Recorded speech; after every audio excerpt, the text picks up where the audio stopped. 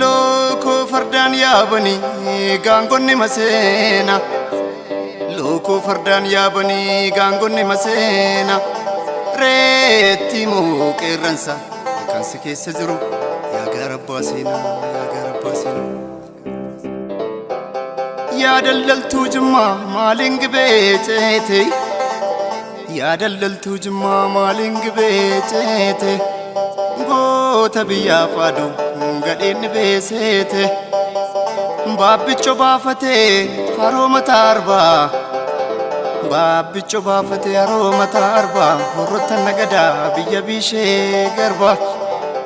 Akkamiin nagadu manoon hunceessisu. Akkamiin taa'uree garaan nan teessisu garaan nan teessisu. Salaalee salaalanii yaa fardeen warra fiichee. Salaalee salaalanii yaa fardeen warra fiichee. Taaddasaa Ilma Birruu kan Xaaliyaanii jiilchee. Gadamsi baalee ba'e ijoollee sikkoo mandoo.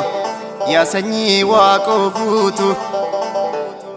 Harariin dirree galuu bakar waariitu dhalchee. Qaqallii biyyaaf duutu qaqallii biyyaaf duutu.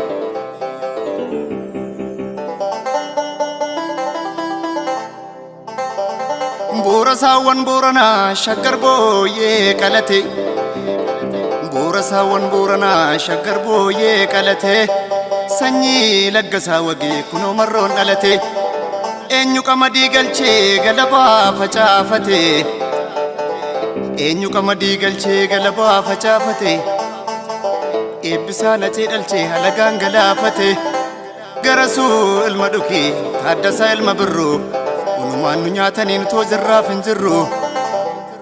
Unumaan nu nyaatanii nutoo jirraaf hin jirru. Kan bade silaan galu kan bade gala jedhee maaliifan karaa eega. Kan du'e silaan galu kan du'e gala jedhee maaliifan karaa eega. Akkatti eebbisaan galu akkatti caaluun galu ijoollee Amboo beeka.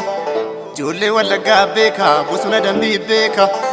Ijoollee Harargee beeka gara mul'ataa beeka. Ijoollee Oromiyaa beeka ijoollee Oromiyaa beeka. Qaallitti mana jaaru ka'een feerroo daldala.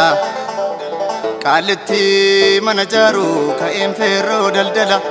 Qilintoo mana jaaru ka'een feerroo daldala. Karchallee mana jaaru ka'een feerroo daldala. Orma keessan barbaadiin qeerroo tachitti gala. Qeerroo tachitti gala qeerroo tachitti gala.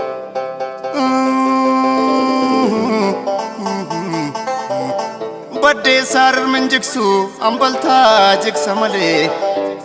Baddeessaa rirmin jigsu ambaltaa jigsa malee.